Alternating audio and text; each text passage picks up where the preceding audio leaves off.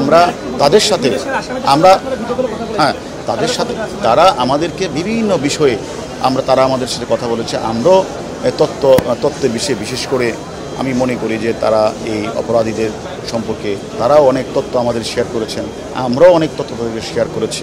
আমরা মনে করি এক্ষেত্রে আমাদের অনেক বড় অর্জন যে আমরা কলকাতা সিআইডি, বিশেষ করে কলকাতার কমিশনার মহোদয়, আইবির যে ইন্সপেক্টর জেনারেল, এসটিএফ, সকলের সাথে আমরা আলাদা আলাদা মিটিং করেছি এবং এই বাংলাদেশের সাথে ইন্ডিয়ার বিষয়গুলি নিয়ে, অপরাধের বিষয় নিয়ে আমরা কিন্তু অনেক আলোচনায় করেছি।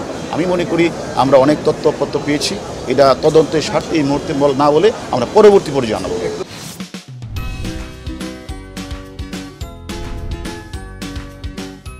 আসলে এটা ঠিকই বলেছেন।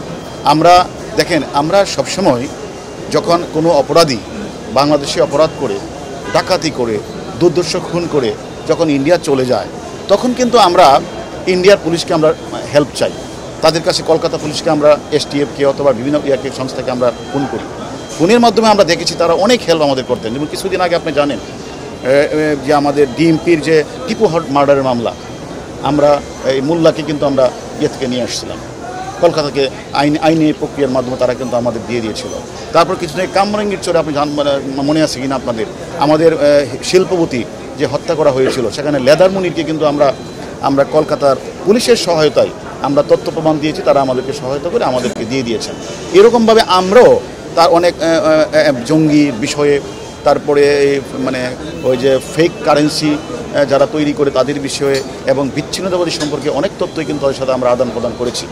বিষয়টা হচ্ছে, আমি মনে করি যে একসময় আমরা সেখানে না গিয়ে আমরা খালি টেলিফোনের মাধ্যমে এই সকল অপরাধীকে আমরা ধরে আনতে পেরেছিলাম।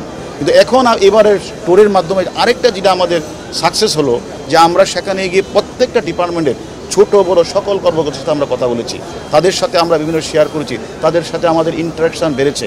আমি মনে করি এখন বাংলাদেশের কোনো অপরাধী বাংলাদেশে অপরাধ করে তারা ইন্ডিয়ায় গিয়ে সেফ হেভেন বানাবে, আমরা সেটা করতে দিব না। তাদের সহায়তায় তাদেরকে আমরা ধরে নিয়ে আসবো। এতে মনে করি অপরাধীরা বাংলাদেশ থেকে আবার সেম ওয়ে আবার ইন্ডিয়ার কোনো অপরাধী সেখানে অপরাধ করে বাংলাদেশে এসে সেফ হেভেন বানাবে, এটা হতে দেওয়া হবে না। তাই আমাদের যে কোনো জায়গা থেকে আমরা আসামিদেরকে প্রাক্রাম করবই।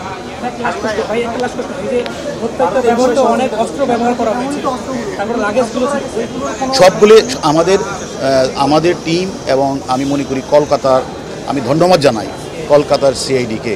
তারা অত্যন্ত পরিশ্রম করছে এবং তারা বিভিন্ন বিষয়গুলি আমল নিয়ে তারা কাজ করছে এবং আমরা যে গিয়েছি আমাদেরকেও বিভিন্ন বিষয়ে তারা সহযোগিতা করছে। বিশেষ করে ধন্যবাদ জানাই যে কলকাতার সাংবাদিক ভাইদেরকে। দুদিন ঝড় বৃষ্টি ছিল, এই ঝড় বৃষ্টির মধ্যে ওনারা সার্বক্ষণিক আমাদের সাথে ছিল এবং বিভিন্ন বিষয়গুলি তথ্যপদ আমাদের সংগ্রহ করেছে। এবং ধন্যবাদ জানাই আমাদের বাংলাদেশের যে হাই কমিশন ছিল ইন্ডিয়া, তারাও সার্বক্ষণিক আমাদের সাথে এই ঝড় বৃষ্টির মধ্যে ছিল এবং আমাদের বিভিন্ন বিষয়ে তারা তথ্যপত্রে সাহায্য সহযোগিতা করেছেন এবং তারা বিভিন্ন সাপোর্ট আমাদের করেছেন। এবং আমি ধন্যবাদ জানাই আপনাদেরকেও, আপনারা যে বেশ কয়েকদিন যাবৎ অধীর আগ্রহে আপনারা আমাদের খোঁজখবর রাখছেন এবং বিভিন্ন তথ্যপত্রে আমাদের সাহায্য করছেন। সবাইকে ধন্যবাদ।